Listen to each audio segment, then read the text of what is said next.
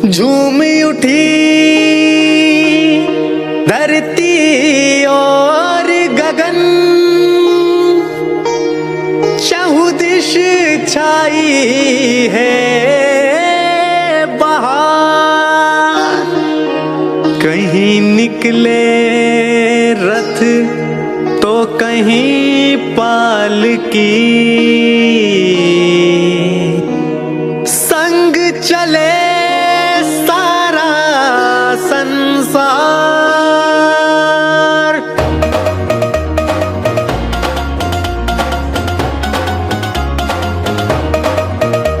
कि छाई घटा है कुछ अलग निराली, के छाई घटा है कुछ अलग निराली। मोह लेती मन को ये मूरत तुम्हारी, मोह लेती मन को ये मूरत तुम्हारी। चली सज धज के, चली सज धज के, चली सज धज के वीरा की पालकी। जय बोलो माँ त्रिशला के लाल की। चली सज धज के वीरा की पालकी। जय बोलो माँ त्रिशला के लाल की। चली सज धज के वीरा की पालकी। जय बोलो माँ त्रिशला के लाल की।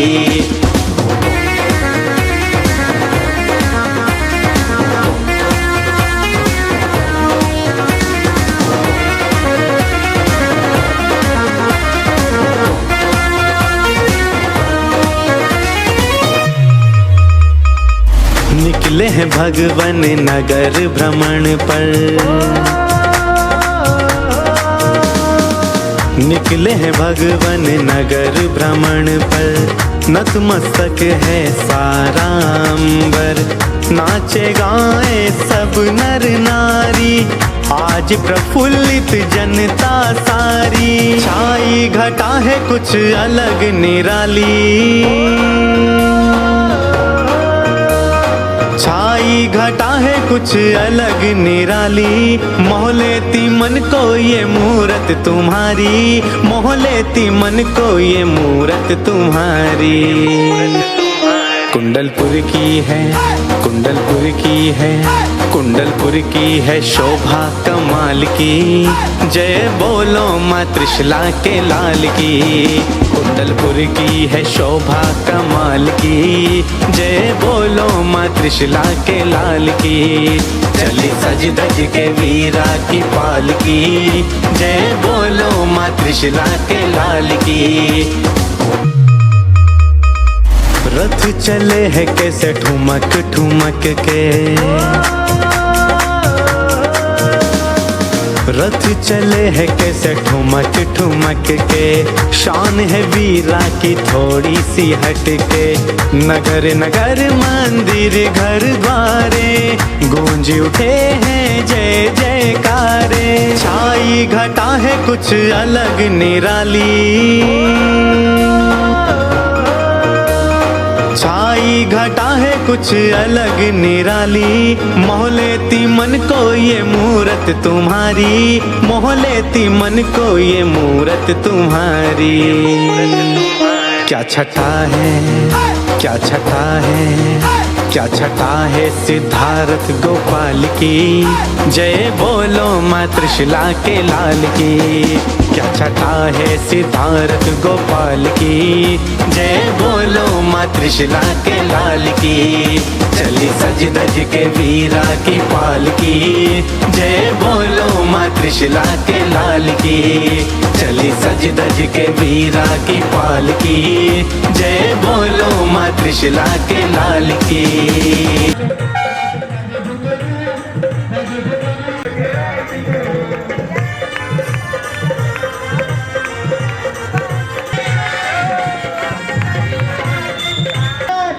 जैन धर्म के ऊंचे प्राण 500-600 तक जैन धर्म के ऊंचे प्राण।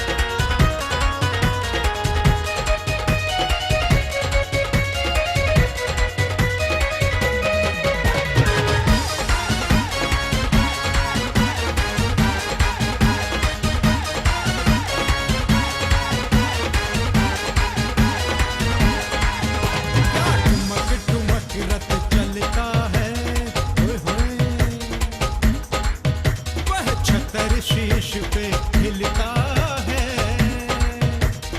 आय हाय क्या ठुमक ठुमक रथ चलता है, वह छतर शीश पे हिलता है। क्या छाई अजब बहार, जहाँ क्या छाई अजब बहार, नगाड़ा बाज रहा, प्रभु रथ में हुए सवार, नगाड़ा बाज रहा, सब गावे मंगलाचार, नगाड़ा बाज रहा।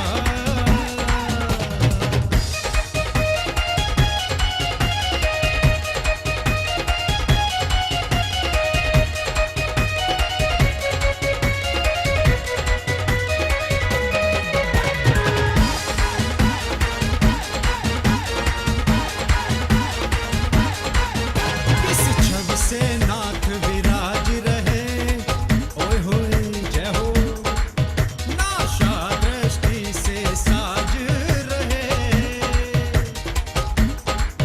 किस छवि से नाथ विराज रहे, नाशा दृष्टि से साज रहे, सब बोले जय जयकार, जय हो, सब बोले जय जयकार, नगाड़ा बाज रहा, प्रभु रथ में हुए सवार, नगाड़ा बाज रहा, सब गावे मंगलाचार, नगाड़ा बाज रहा।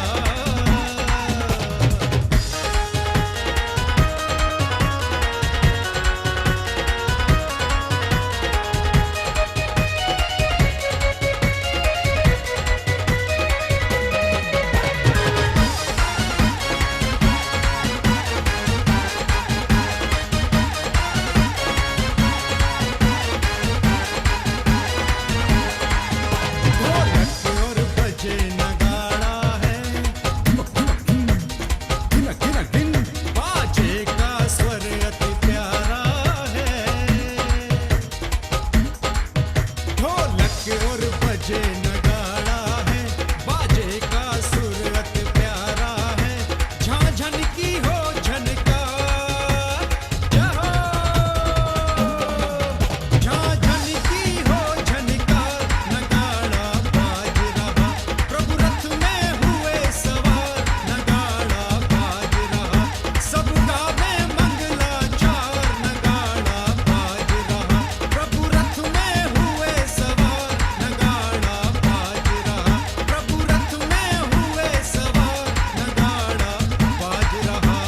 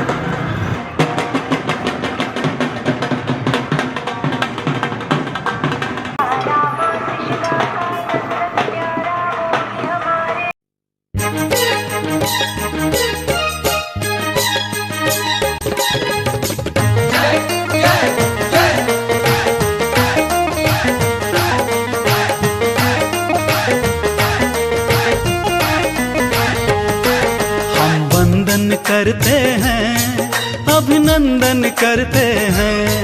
हम वंदन करते हैं, अभिनंदन करते हैं। प्रभु सा बन जाने को प्रभु दर्शन करते हैं।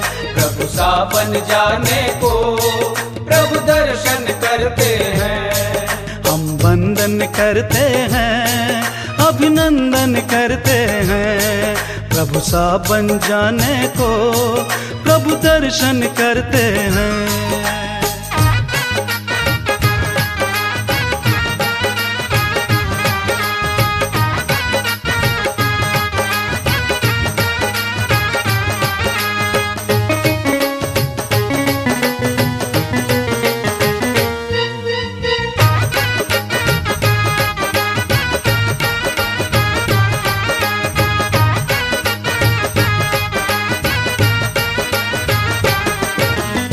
आदिनाथ की जय जय जय, बोलो शांतिनाथ की जय जय जय, बोलो पार्श्वनाथ की जय जय जय, बोलो महावीर की जय जय जय। हम वंदन करते हैं, अभिनंदन करते हैं, तुम सा बन जाने को प्रभु दर्शन करते हैं। हम वंदन करते हैं, अभिनंदन करते हैं, प्रभु सा बन जाने को प्रभु दर्शन करते हैं।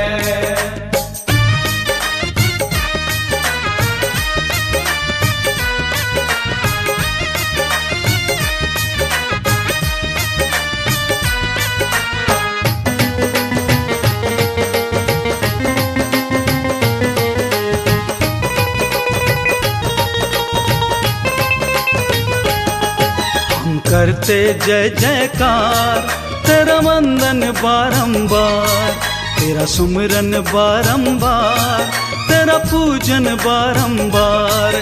सम्मेद शिखर की जय जय जय, बोलो गिरनारी की जय जय जय, बोलो चंपापुर की जय जय जय, बोलो पावापुर की जय जय जय। हम वंदन करते हैं, अभिनंदन करते हैं, प्रभु सा बन जाने को प्रभु दर्शन करते हैं।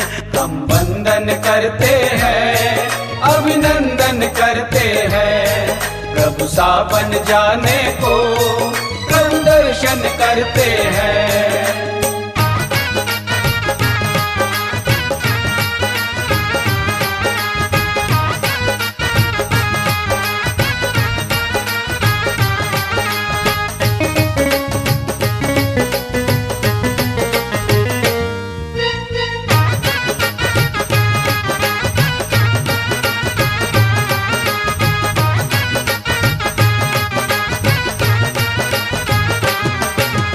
मन का करो सत्कार, संयम का दो उपहार, खुल जाएगा शिव द्वार, संयम कर लो स्वीकार। बोलो नेमिनाथ की जय जय जय, बोलो बड़े बाबा की जय जय जय, बोलो छोटे बाबा की जय जय जय, बोलो कुंडलपुर की जय जय जय। हम वंदन करते हैं, अभिनंदन करते हैं, प्रभु सा बन जाने को प्रभु दर्शन करते हैं। हम वंदन करते हैं, अभिनंदन करते हैं, प्रभु सा बन जाने को प्रभु दर्शन करते हैं।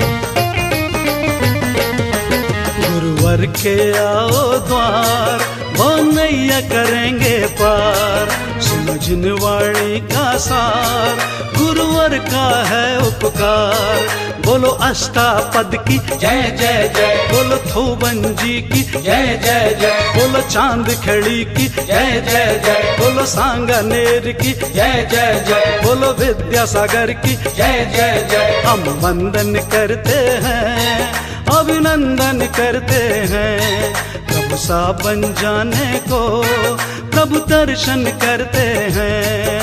हम वंदन करते हैं, अभिनंदन करते हैं, प्रभु सा बन जाने को प्रभु दर्शन करते हैं। हम वंदन करते हैं, अभिनंदन करते हैं, प्रभु सा बन जाने को प्रभु दर्शन करते हैं। हम वंदन करते हैं, अभिनंदन करते हैं, प्रभु सा बन जाने को प्रभु दर्शन करते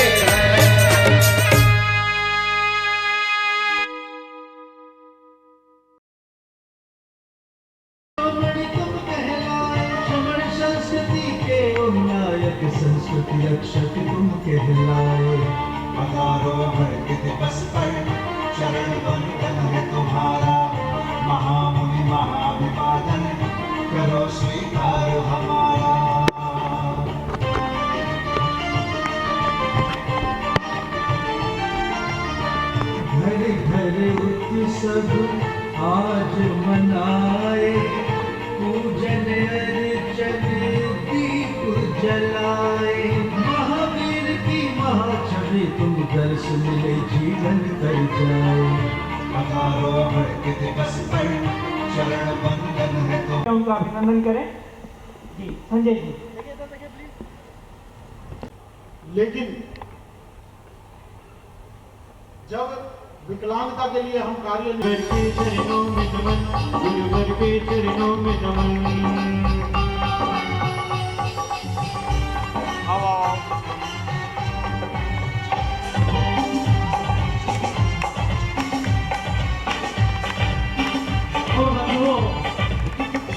आज आप सब जो आए हैं उसके लकी ड्रॉ भी निकलेंगे। मैं नरेंद्र जी जो दीपाली वाले हैं उनसे निवेदन करूंगा, कृपया नरेंद्र जी दीपाली वाले मंच पे आए आपके लकी ड्रॉ के लिए। और मुरादनगर वाले 4 लोग आ जाएं, बाकी लोग वहां से श्रीफल में समर्थन दें। 4 लोग मुरादनगर से आ जाएं जो श्रीफल भेंट करने आए गुरुदेव को। भोलानाथ नगर दिल्ली से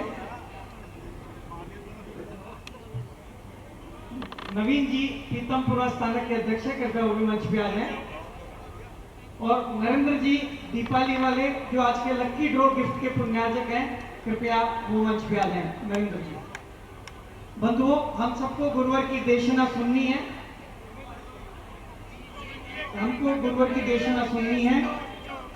तो आपसे मेरी करबद्ध प्रार्थना है, थोड़ा सा अनुशासन बनाए रखें।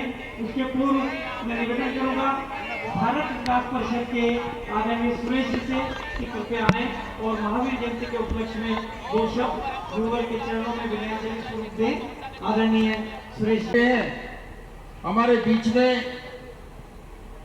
भारत विकास परिषद के अध्यक्ष और जिनका जीवन सदैव समाज की सेवा में लगा है, आदरणीय सुरेश जैन जी, हमारे कासरीवाल साहब, अंजू जैन जी, कनिका जैन जी, हमारे जिलाध्यक्ष सत्यनारायण गौतम जी। होने लग गई है, अनुसंधान के नाम से भी हिंसा होने लग गई है और उसके उपरांत स्वास्थ्य के नाम पर भी हिंसा होने लग गई है। और अगर आप देखने की चेष्टा करोगे तो भगवान महावीर स्वामी के धर्म में आप देखोगे तो श्रृंगार के नाम पर भी हिंसा होने लग गई है।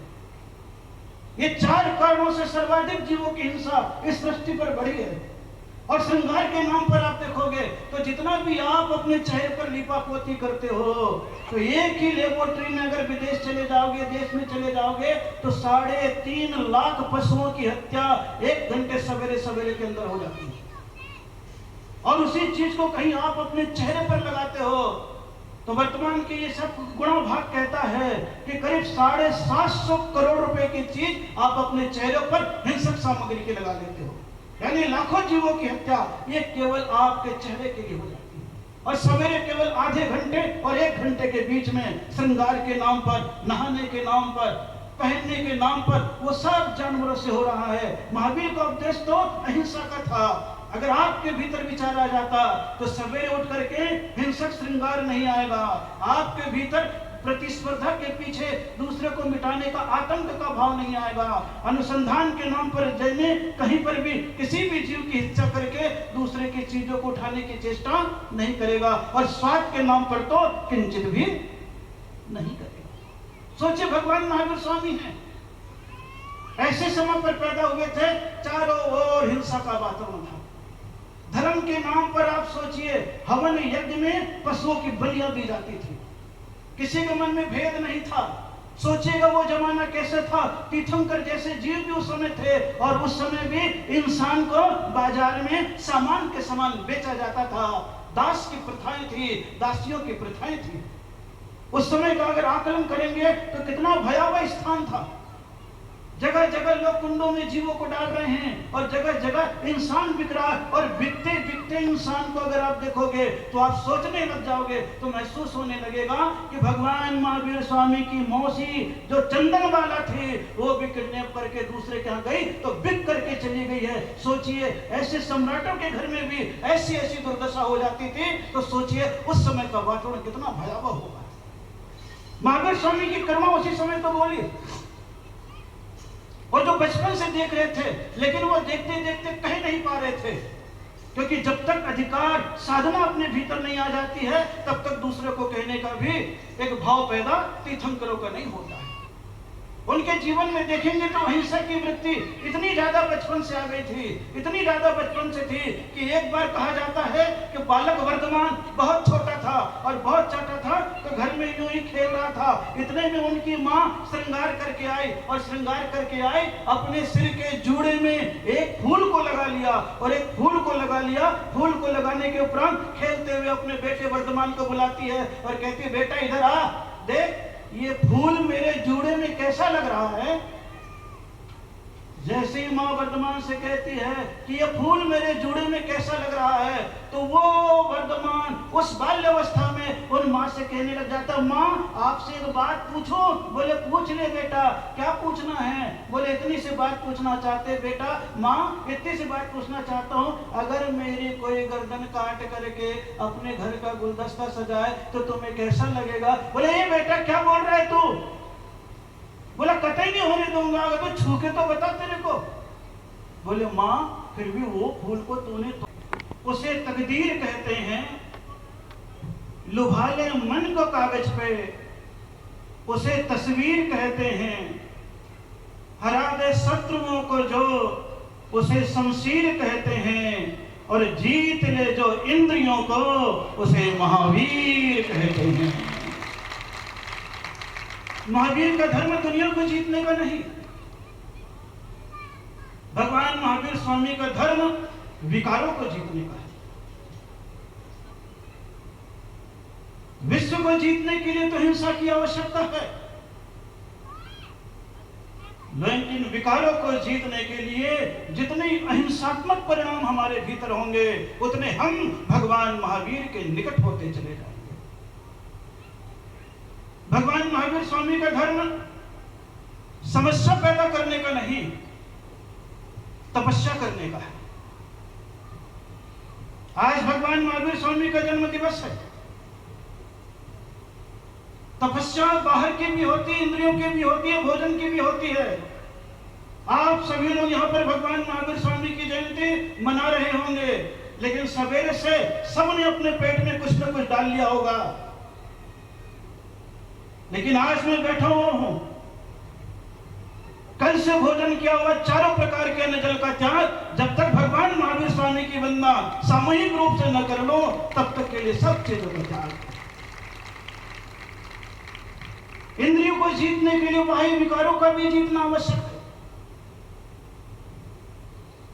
परिग्रह का त्यागना भी आवश्यक है, आसन की सिद्धि भी आवश्यक है, भीतर उमड़ते घुमड़ते विकारों का विसर्जन भी आवश्यक है। जब हम इन विकारों को जीतने लग जाते हैं तो महावीर ने क्या उपदेश दिया, इस उपदेश की ओर नहीं जाते हैं। हम भगवान महावीर के उपदेश को आदेश मान करके जितनी हमारी क्षमता होती है उतना अपने आचरण में अवतरित करना प्रारंभ कर देते हैं। इसलिए महावीर का धर्म उच्चारण का धर्म नहीं रहा, महावीर का धर्म आचरण का धर्म रहा। और आचरण के पथ पर निरंतर भगवान महावीर स्वामी आगे बढ़ते चले गए। तो मान करके चलिएगा कि विश्व में शांति का आगमन हो, सौहार्द का आगमन हो, एकता का आगमन हो, संयम का आगमन हो, विकृति के विसर्जन का आगमन हो, उसके लिए एक नहीं, दो नहीं, तीन नहीं, 5-5 सूत्र दिए। अभी आप सभी लोग सुन भी रहे थे, क्योंकि महावीर के मूल सूत्र तो वही हैं। सूत्र में कोई अंतर नहीं है। जितने भी जैन समाज के लोग हैं, चाहे दिगंबर हो चाहे श्वेतांबर हो, चाहे विश्व में रहने वाले कोई भी प्राणी हो, आखिर में एक धर्म के बाद से ही अवतरित होकर के अपने अपने जीवन का विकास करने लगते हैं। देखने के की अगर आप चेष्टा करोगे तो भगवान महावीर स्वामी के धर्म को देखने लगोगे, तो आप मुद्राओं को देखते हो, कभी तो दिगंबर मुद्राओं को आप देख लेते हो, तो आपको महसूस होगा संसार में कोई भी प्राणी आया है तो यही दिगंबर मुद्रा को लेकर के आया है। तो धर्म का रूप दिगंबरत्व का मतलब त्याग का हो जाता है, तो उत्कृष्ट त्याग की तपस्या अलग हो जाती है। फिर जैसे जैसे जिनकी क्षमता होती है वो अहिंसा, सत्य, अचौर्य, ब्रह्मचर्य और अपरिग्रह, इन 5 सिद्धांतों को अपने भीतर अवतरित करने लग जाता है। और निश्चित मान करके चलिए, जैन शासन की सबसे बड़ी विशेषता होती है कि जैन शासन में एक छोटा बच्चा अगर 1.5 साल का, 1 साल का चलना सीखता है, अगर उसके पांव के नीचे कीट और पतंगे आने लग जाते हैं, उसके घर की माएं बहनें कहने लग जाती है, बेटा इस जीव को मत मार, क्योंकि जैसे तुम्हारे भीतर प्राण शक्ति है वैसे इसके भीतर प्राण शक्ति है, इसलिए तू इसे मारेगा तो भविष्य में कर्म का बंध होगा, ये तुम्हें मारना प्रारंभ कर देगा। हम जैसा करेंगे वैसा लौट करके हमारे पास आने लगेगा, ये सोच करके बैठेगा। और ये छोटा सा उपदेश जिंदगी की अंतिम क्षण तक जाता है, तो जैनियों की सबसे बड़ी विशेषता हो जाती है, कहीं पर भी किसी भी रूप में जाए तो किसी भी जीव के बुरा करने की चेष्टा नहीं करता है, मिटाने की चेष्टा नहीं करता है, हिंसा करने की चेष्टा नहीं करता है। और हिंसा करने की चेष्टा नहीं करता है तो उसके भीतर एक ही धर्म पैदा होता है, जिसे कहते हैं दया विशुद्धो धम्मो। दया से विशुद्ध परिणाम हो गया है, इसलिए वो धर्मात्मा है। जीव को बचाने लग जाता है तो अहिंसा परमो धर्मा, यानी कि अब उसके भीतर अहिंसा का जागरण होने लग गया है, इसलिए उसके भीतर भी धर्म का जागरण होने लग गया। बचपन से सिखाया जाता है, इसलिए जैन दर्शन में छोटे छोटे चीजों का ध्यान रखा जाता है। तो चाहे पर्यावरण हो, चाहे जल हो, चाहे अग्नि हो, चाहे वायु हो, चाहे वनस्पति हो, इनकी भी हिंसा को त्याग करने के लिए उपदेश दिया जाता है। त्रस्त जीवों की हिंसा का तो त्याग होता है, 2 इंद्रिय से 5 इंद्रिय तक के जीवों को त्याग होता ही होता है, लेकिन 1 इंद्रिय जीवों की भी हिंसा का त्याग कराया जाता है, ताकि उसके जीवन में इतनी भाव पैदा हो जाए कि मेरे दुष्कृत्यों के कारण से किसी भी पर्यावरण की कोई हानि न हो। इसलिए आप देख लीजिएगा, अगर खाने की भी बात आती है तो वनस्पति को भी खाएगा, तो जमीन के भीतर उगने वाले को नहीं खाएगा, और ऊपर भी किसी में ज्यादा जीव हैं तो ऐसे बड़े पीपल उमर कटुम्बर को भी खाने पीने की चेष्टा नहीं करेगा। लोग कह देंगे खाने पीने मात्र से क्या होता है, लेकिन मान करके चलिएगा इस संपूर्ण विश्व में अगर जाएंगे तो महावीर स्वामी के धर्म की अवहेलना, उपदेश की अवहेलना इन सब कारणों से हुई है। अगर आप देखेंगे तो सर्वाधिक जीव की हानि होती है, तो आज देखिएगा स्वाद के कारण से पूरे विश्व में सर्वाधिक जीव की हानि हो रही है, सर्वाधिक जीवों की हत्या हो रही है। स्वाद के पीछे, जिह्वा की लोलुपता के कारण से इन संसार में रहने वाले तिर्यंच को तो छोड़िए, मनुष्य भी दूसरे जीवों का मांस खा करके अपने उदर की पूर्ति करना प्रारंभ कर चुका है। कितनी हिंसा बढ़ गई है स्वाद के माध्यम से। आज अगर आप जाकर के देखेंगे तो पूरे विश्व में 70% लोग ऐसे होंगे, 60% लोग ऐसे होंगे जो हिंसक सामग्रियों को, जीवों को मार करके खाते हैं, अपने उदर की पूर्ति करते हैं। तो पर्यावरण में रहने वाले जो पंचेंद्रीय जीव है, चौरेंद्रीय जीव है, वो सब हिंसा के शिकार केवल स्वाद के कारण से हो रहे हैं। इसलिए महावीर ने स्वाद का त्याग करा दिया, इंद्रियों को जीतने के लिए बोला, और जीतते जीतते इतने अनाज के ऊपर आ जाओ, इतने फल सब्जी के ऊपर आ जाओ कि तुम्हारी उदर की पूर्ति हो जाए। 15, 20, 25, 30 चीजें ऐसी है जिसमें जीवों की हिंसा भी कम है और तुम्हारे शरीर की पौष्टिकता भी विद्यमान है। दया का भी धर्म हो गया, अहिंसा भी धर्म हो गया, आचरण का भी धर्म हो गया। लेकिन हम सभी लोग महावीर के उपदेश को उपदेश मानते हैं, कहीं पर भी आदेश मानने की चेष्टा नहीं करते हैं। महावीर के संदेश को संदेश मानते हैं, कहीं पर भी उनका निर्देश है ऐसी भावना अपने भीतर जन्म नहीं देते हैं। इसीलिए वो हिंसा का विस्तार बाहर हो रहा है। अगर आप देखेंगे महावीर की हिंसा को तो आपको विशेष ख्याल होने लग जाएगा कि स्वाद के कारण से तो हिंसा हुई है, लेकिन और हिंसा अगर होने लग गई है तो अनुसंधान के नाम पर होने लग गई। आज अगर देखेंगे विज्ञान जितना जितना आगे बढ़ता चला जा रहा है, अनुसंधान के नाम पर सवेरे उठते के साथ ही सूर्य की पहली किरण भी नहीं पड़ती है, उसके साथ ही साथ करोड़ों पशुओं की हत्या यूं ही हो जाती है। अहिंसा की दृष्टि को अगर देखने की चेष्टा करेंगे तो आपको महसूस होने लगेगा आपके स्वार्थ के कारण से भी स्लॉटर हाउसों में जीवों की हत्या होती है, और आपके अनुसंधान के कारण से ही आपको कोई तकलीफ ना हो उसके पीछे जानवरों की हिंसा होने लग जाती है। अब सोचिए आप हिंसा कहां तक चली गई। स्वार्थ के कारण से हिंसा है तो आप देखिएगा अनुसंधान के कारण से हिंसा है, तो अगर आप देखेंगे तो तीसरे नंबर पर हिंसा हो जाती है। तो आप महसूस करेंगे तो आतंकवाद के नाम पर हिंसा होने लग गई है। चारों तरफ अगर आप देखेंगे मानसिक विकृतियां इतनी आ गई है, प्रतिस्पर्धा की दौड़ इतनी आ गई है कि आदमी कुर्सी को बड़ा मानता है, दूसरे की जान को छोटा मानता है, अपने अहंकार को बड़ा मानता है, दूसरे की जान को छोटा मानता है। इसलिए आप देखिएगा तो आतंकवाद के नाम से भी हिंसा कहते हैं, तुम्हारी चेतना कहते हैं, और तुम्हारी चेतना क्या कहती है तो आपके भीतर से प्रश्न उठाओगे उत्तर निकल जाएगा। क्या तुम्हारी आत्मा हिंसा चाहती है तो आपका उत्तर निकलेगा कि मेरी आत्मा किंचित भी हिंसा नहीं चाहती है। क्या आप चाहते हो कोई झूठ बोल करके आपका लाभ उठाए तो आपका उत्तर निकलेगा नहीं। क्या आप चाहते हो कि आपकी सामग्री को कोई चोरी करे, बोले नहीं। क्या आप विचार करो आपके घर में परिवार के साथ कोई गलत आचरण करे, व्यभिचार बलात्कार करे, क्या आपको स्वीकार है, बोले नहीं। बोले नहीं चाहते हो, आप हिंसा भी नहीं चाहते हो, झूठ भी नहीं चाहते हो, चोरी भी नहीं चाहते हो, कुसील भी नहीं चाहते हो, और एक जगह पूरा प्रतिग्रह रह जाए ऐसा भी आप नहीं चाहते। इसलिए किसी के पास बढ़ता है ईर्ष्या आ जाती है। भोग भूमि में आप जाकर के देखोगे सबको एक सी चीजें मिलती है तो किसी के मन में कोई ईर्ष्या नहीं आती, और जब जब मनुष्य ईर्ष्या में जीता है तो अपने ईश्वर को भूल जाता है। ये सबसे बड़ी विशेषता है। और महावीर कहते हैं ईर्ष्या के कारण से, परिग्रह के कारण से तुम अपने ईश्वर को भूलने की चेष्टा मत करो। और जिस दिन ये गुण आ जाता है उस दिन महावीर के ये पांचों के पांचों धर्म, शादबाद और अनेकांग अपने आप ही आने लग जाता है। आता है तो परस्पर में एक जीव दूसरे जीव का उपकार करना भी प्रारंभ कर देता है। महावीर के समय में तो ही हुआ, कितने हिंसा थी। जब उन्होंने उपदेश देना प्रारंभ किया तो बाद में किया, लेकिन ये जीवन जिए और बढ़ते बढ़ते बढ़ते बढ़ते और 30 साल के हो गए, और 30 साल के हो गए तो उनके मन में अतीत का स्मरण आ गया।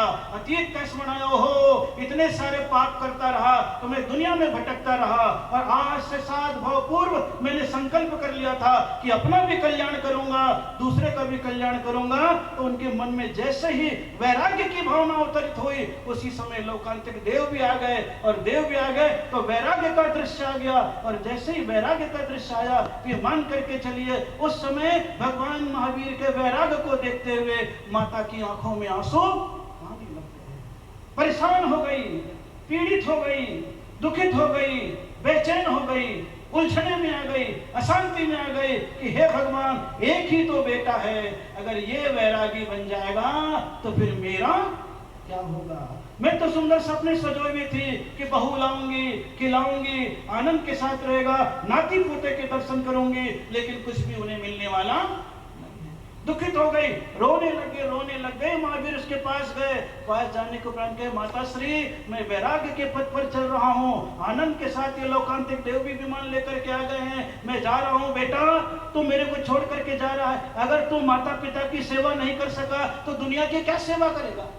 लोग यही कहते हैं, आजकल के लोग यही तो धर्म सिखा रहे हैं, घर में माता पिता की करो, वैराग्य लेने का क्या। लेकिन वैराग्य जब कोई ले लेता है तो परिवार की सेवा तो अपने आप हो जाती है, समाज की सेवा के लिए तैयार हो जाता है।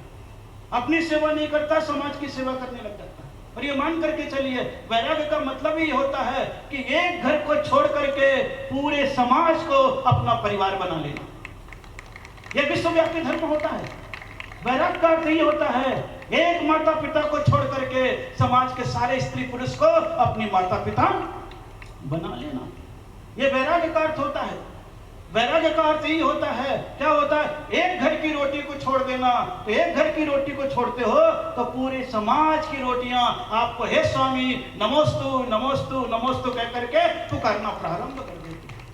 ख्याल करना वैराग्य का अर्थ क्या होता है? यही तो होता है एक परिवार की सुरक्षा को छोड़ देना।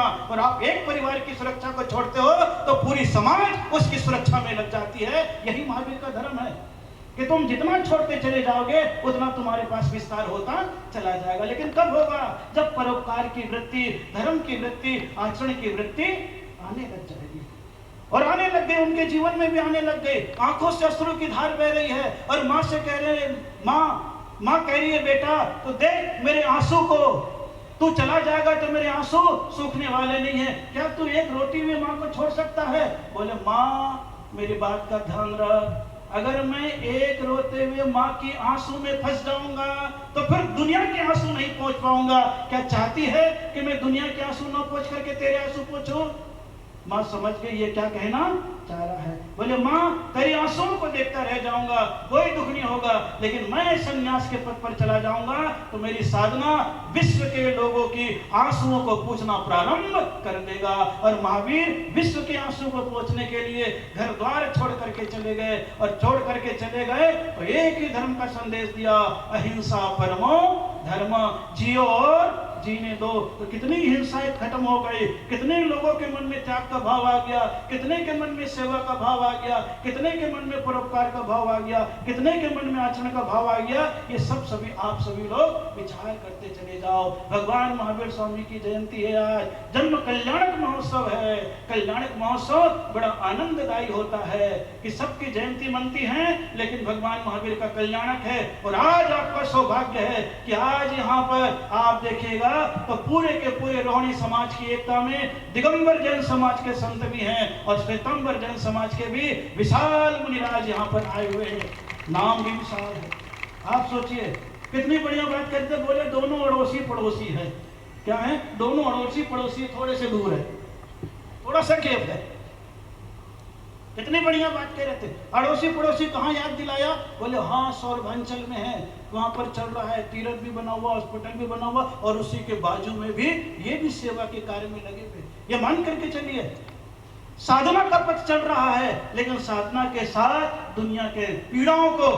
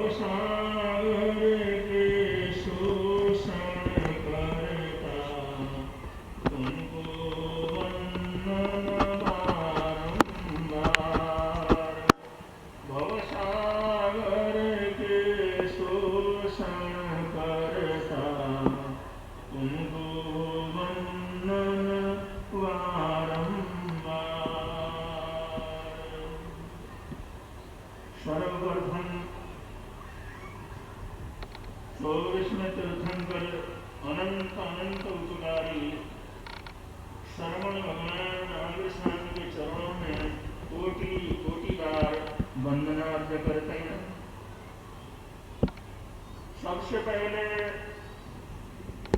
आज हम धर्म प्रभाव श्री सौरभ सागर जी महाराज साहब को उनके जन्मदिन पर उनको हार्दिक बधाइयां प्रदान करते हैं, क्योंकि ऐसे लोग जो संसार को छोड़कर के संघ की सेवा में समर्पित होते हैं और अपना सब कुछ संघ को समर्पित करते हैं, उनका मान सम्मान करना, उनका आदर सत्कार करना, उनका बहुमान करना, ये संपूर्ण संघ का सबसे पहला कर्तव्य रहता है। उस मुनि श्रृंखला में आपने जो जगह जगह पर धर्म प्रभावना की है, उसके लिए आपको जितना भी हम बनाएंगे उतना कम है। और आज का ये धर्म प्रभावना का जो एक ज्योत प्रज्वलित हो रही है, ये आगे से आगे बढ़ती रहे, ऐसी हार्दिक हार्दिक मंगल कामनाएं हैं। शरण भगवान महावीर स्वामी आराध्य तीर्थंकर वर्णवान महावीर, उन्होंने जो संदेश दिया आज पूरे विश्व के लिए उनके संदेश के समान कोई दूसरा संदेश नहीं है। उनकी महिमा, उनका उपकार जो 2500 वर्ष पहले आकर के इस जगती के अंदर किया, आज भी उनके उपदेश का उतना ही आवश्यकता है जितना उस समय वो मौजूद थे तब उसकी जरूरत थी। आज लोगों को किसी को जानकारी होगी, हमारा देश का एक सबसे बड़ा, हमारे देश का क्या सारी दुनिया का धर्म का व्याख्याकार हुआ आचार्य रजनीश, जिनको ओशो के नाम से जाना जाता है। उन्होंने पूरी पुस्तक लिखी है। उस पुस्तक के अंदर उन्होंने लिखा है दुनिया के अंदर या तो महावीर रहेगा या महाविनाश यहां पर हो जाएगा। अगर हम महावीर को छोड़ते चले गए, महावीर के संदेश को हमने नहीं अपनाया, महावीर को जीवन में जीवंत करने का प्रयत्न नहीं किया, महावीर के संदेश को जगत के अंदर नहीं फैलाया, तो कहते हैं या तो महावीर दुनिया के अंदर जिंदा रहेगा वरना दुनिया का महाविनाश हो जाएगा। यही महापुरुष है जिन्होंने सबसे पहले सारी दुनिया की रक्षा के लिए, प्रकृति की रक्षा के लिए, नदियों की रक्षा के लिए, जंगलों की रक्षा के लिए, पेड़ पौधों की रक्षा के लिए, सारे एटमॉस्फेयर को अच्छा रखने के लिए उन्होंने अहिंसा का विराट एक स्वरूप दिया। भाई अहिंसा को हमने कैसे पालन करना है? हम मन से भी अहिंसा के रास्ते के ऊपर चल सकते हैं, वचन से भी अहिंसक होना बहुत जरूरी है, शरीर के हर एक्टिविटी से भी हम अहिंसक होने की जरूरत है, जिससे हम और शरीर जीवों के प्रति संभावपूर्वक उनके कल्याण की कामना जीवन के अंदर कर सकें। भगवान महावीर स्वामी की अहिंसा इतनी बड़ी अहिंसा है, इतना बड़ा स्वरूप है, इतनी उसकी व्याख्या है, सारी दुनिया के लोग आज मानते हैं महावीर के संदेश को अपनाए बिना दुनिया के अंदर शांति नहीं रह सकती। उन्होंने प्रत्येक प्राणी के सुख के लिए संदेश दिया। पहला सूत्र दिया अहिंसा का सूत्र, पहला सूत्र दिया प्राणाति का निर्मण का सूत्र, और दूसरा सूत्र उन्होंने दिया अदत्ता दान निर्मण, जिसका मतलब होता है अचौर्य व्रत को पालन करना। अचौर्य व्रत का मतलब अनाधिकार की कोई चीज हम ग्रहण नहीं करेंगे, जो अपनी मेहनत की होगी, अपने परिश्रम का होगा, अपने अधिकार का होगा वो लेंगे, लेकिन अपने अधिकार का न होगा तो उसको मिट्टी समझेंगे, उसके प्रति ललचाई हुई आंखों से भी नहीं देखेंगे और किसी के हक को नहीं मारेंगे। तो ये अचौर्य व्रत है। अगर अचौर्य व्रत हो जाए तो बंधुओं दुनिया के अंदर सुरक्षा ही सुरक्षा है, फिर तो ताले की भी जरूरत नहीं पड़ेगी, फिर तो किसी की सुरक्षा की भी जरूरत नहीं पड़ेगी। इतना बड़ा व्रत दिया, हम अचौर्य व्रत को धारण करके सारी दुनिया के लोगों को अभय का सूचनाएं दे सकते हैं। और ये व्रत अगर हम पालन नहीं करते, इसका जितना कर सकते हैं उसका समझने की चेष्टा नहीं करते, तो हमारे जीवन के अंदर कभी शांति आने वाली नहीं है। ये अचौर्य व्रत, अदत्ता दान निर्मण व्रत भगवान महावीर स्वामी का इतना बड़ा संदेश है, इतना बड़ा संदेश है। दुनिया के अंदर जिन देशों में कोई धर्म की नीति नहीं है, कोई शास्त्र नहीं है, लेकिन वहां पर भी इतने कठोर कानून बने हुए हैं कि अन्याय, अत्याचार और चोरी कोई नहीं कर सकता, तो वहां पर आज अमन चैन है। लोग कहते हैं महाराज यहाँ तो इतनी चोरी होती है, जो अनार्य देशों के अंदर चले गए तो वहां पर तो जहां चीज पड़ी है, कोई उठाता तक नहीं है। ये संदेश किसका है? भगवान बहादुर स्वामी का है। और चोरी, हम दूसरे की चीज को पत्थर समझे, दूसरे की चीज को हम धूल समझे, दूसरे की चीज को हम कुछ भी उसको ना समझे, उसकी तरफ देखें भी नहीं और उसको लेने की कभी जीवन के अंदर सोचेंगे नहीं। अपने अधिकार को लें, अपने कमाई की चीजों से अपने जीवन को चलाएं। ये व्रत है, अचोर ये व्रत है। कितना बड़ा संदेश प्रभु परमात्मा ने इस पूरी दुनिया को क्या की है। तीसरा उनका व्रत है अपरिग्रह है, क्योंकि सारी दुनिया के अंदर जितने झगड़े हैं परिग्रह के कारण होते हैं। एक राजा दूसरे राजा से लड़ता है तो परिग्रह के लिए लड़ता है। एक दूसरे को देश को अपने में मिलाने के लिए युद्ध से युद्ध होते रहते हैं। आज भी दुनिया के अंदर इतने युद्ध चल रहे हैं, सब कुछ होते हुए हम लड़ते रहते हैं। किसके लिए?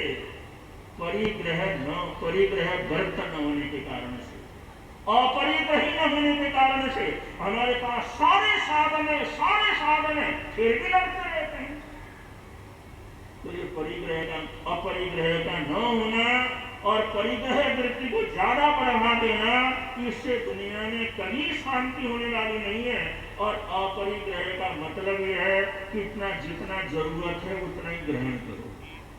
अगर हम साधारण रूप से दें, अगर हमारा पेट 2 रोटी से भर जाता है तो तीसरी रोटी जबरदस्ती खाते हैं तो हम परिग्रही हो जाते हैं। 2 रोटी से हमारा काम चलता है, 2 रोटी खाएं। 2 कपड़े से हमारा काम चलता है तो 2 कपड़े का प्रयोग करें।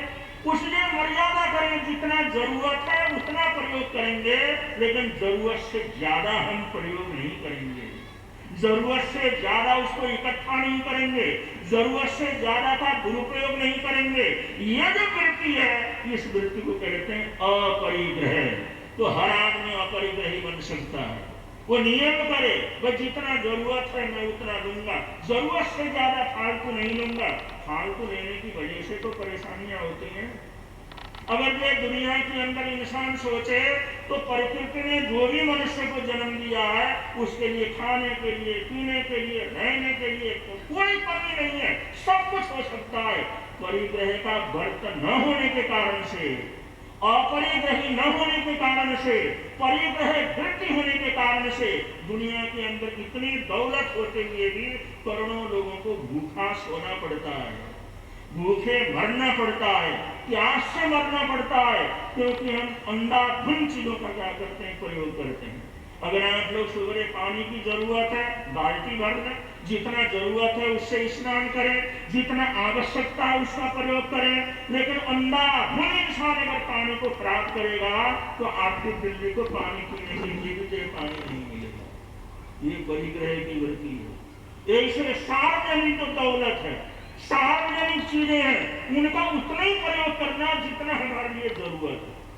और लोग क्या करते हैं, कुल्ला करने लगे, नल को खोल दिया, वहां से पानी बहता चला जा रहा, वो अपना कुल्ला कर रहे हैं, मोबाइल देख रहे हैं, बातचीत कर रहे हैं। व्यर्थ के अंदर कितना पानी नालों के अंदर बह करके चला जाता है। अगर हर आदमी इस चीज का ध्यान रखे, मैं नहाऊंगा, धोऊंगा, सफाई रखूंगा, लेकिन व्यर्थ के अंदर पानी का दुरुपयोग नहीं करूंगा, तो पानी के लिए लड़ने की जरूरत नहीं पड़ेगी, आंदोलन करने की जरूरत नहीं पड़ेगी। सरकार भी उतना को उपलब्ध करवाती है। हमारा परिग्रह वृत्ति ये तरह तरह की मुसीबतें हमारे सामने लाता है।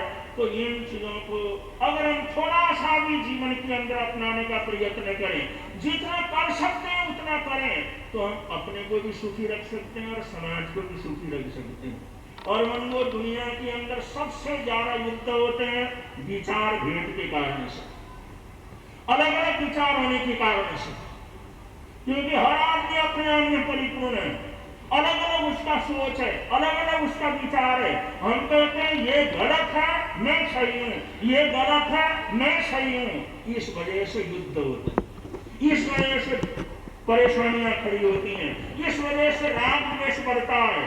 भगवान महावीर स्वामी ने विद्वानों के लिए, दार्शनिकों के लिए, चिंतन करने वालों के लिए, सिद्धांत बनाने वालों के लिए एक आह्वान किया, जब तुम बोलने के लिए जाओ, पढ़ने के लिए जाओ, प्रचार करने के लिए जाओ, तुम हमेशा अपने जीवन के अंदर अनेकांतवाद को लेकर के जाओ, अनेकांतवाद का प्रयोग करो। तुम बिल्कुल ठीक हो, लेकिन अगला भी कुछ न कुछ तो ठीक हो सकता है, सहन करने की शक्ति पैदा करो। यह नहीं मैं तो ठीक हूं लेकिन अगला बिल्कुल गलत है, यहीं से सारी समस्याएं पैदा हो जाती हैं। हमारे विचारों से देश से बड़े बड़े संप्रदाय बनते हैं, सांप्रदायिक कटुता बनती है, एक दूसरे के प्रति हिंसक बन जाते हैं, रक्तपात बनाने के कारण बन जाते हैं। तो जितने भी विद्वान हैं, जितने भी चिंतक हैं, उन लोगों के लिए भगवान महावीर स्वामी ने सिद्धांत दिया अनेकांतवाद, अनेकांतवाद। तुम एक ही शब्द में सारा कुछ नहीं कह सकते। तुम जो कहते हो तुम्हारी दृष्टि से ठीक है, दूसरा कहता है वो भी हो सकता है उसकी दृष्टि से सही हो, उसको सुनने का तो प्रयत्न करो, लेकिन हम तो सुनते ही नहीं। मेरी बात कहता है तो ठीक है, दूसरे की बात तो हमने सुनना ही नहीं। अगर दूसरे की बात भी सुनेंगे तो रोज रोज के झगड़े क्या हो जाएंगे, खत्म हो जाएंगे। और घर में रोज झगड़ा हो जाता है बाप बेटे का, ये अनेकांतवाद न होने के कारण से। सास बहू का झगड़ा होता है, पढ़ी लिखी सास भी पढ़ी लिखी है और बहू भी पढ़ी लिखी है, लेकिन रोज लड़ते हैं, झगड़ते हैं। क्यों? अनेकांतवाद नहीं है। वो कहते मैं जो कहता हूँ वो ठीक है, मैं कहती हूँ ठीक है। इसी तरह से समाज के अंदर झगड़े होते हैं, परिवार के अंदर झगड़े होते हैं, अशांति पैदा हो जाती है। तो अनेकांतवाद न होने की वजह से ये होता है। इसलिए प्रत्येक बहू को, प्रत्येक सास को, प्रत्येक भाई बहनों को, प्रत्येक पति पत्नी को, प्रत्येक व्यक्ति को अनेकांत की जानकारी होनी चाहिए। और अनेकांतवाद कभी भी प्रयोग करें, इसका अभ्यास जीवन के अंदर होना चाहिए।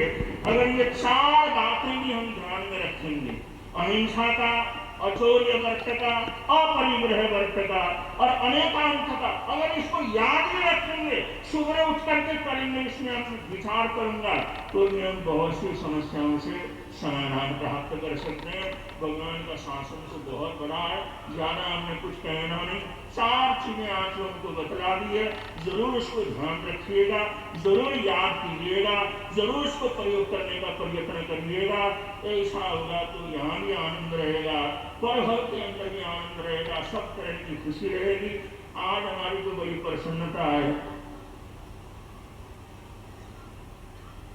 तो आज हमारी बड़ी प्रसन्नता है कि हमारे दिगंबर परंपरा के अंदर आचार्य श्री सौरभ सागर जी महाराज साहब का आज तृतीय पदारोहण दिवस है। उनके पद प्रक्षालन करके, उनको सम्मान दे करके, उनके पद का महिमा को बढ़ा करके आपने उनको सम्मान दिया है। और हमारे को भी बड़ा गौरव है कि हम वर्षों से एक दूसरे के पड़ोसी हैं। आज तो पड़ोसी में बैठे हैं, पहली बार बैठे हैं, लेकिन हम वर्षों से एक दूसरे के पड़ोसी हैं। गनौर में जहां पर सौरभ, उनके नाम से सौरभ क्या है, हाँ गनौर के अंदर है, उसके पीछे ही आराध्य गुरुदेव के नाम से वहां पर जो है निहाल वाटिका है, जिसके अंदर अभी हॉस्पिटल बन रहा है। उस हॉस्पिटल का इतना बड़ा प्रांगण है, मानव सेवा के लिए 5.5 करोड़ खर्च करके वहां पर हॉस्पिटल बनाया जा रहा है। वो सौरांचल से बिल्कुल पीछे है, सौरांचल से बिल्कुल पीछे है निहाल वाटिका। उसके अंदर पक्षियों का आश्रम बहुत समय से चलता है, अभी हॉस्पिटल चलाने जा रहे हैं। और उस हॉस्पिटल में 218 बेड का करेंगे रहेंगे। तो इतना बड़ा हॉस्पिटल गनौर में आज तो सौरांचल के बिल्कुल पड़ोस के अंदर है। तो हम लोग तो आपस के अंदर बहुत अच्छे पड़ोसी हैं, क्योंकि इतनी बड़ी संस्था आज भी वहाँ पर है और हम भी वहीं पर काम कर रहे हैं। तो हमारा एक दूसरे का सहयोग होना भी बहुत जरूरी है।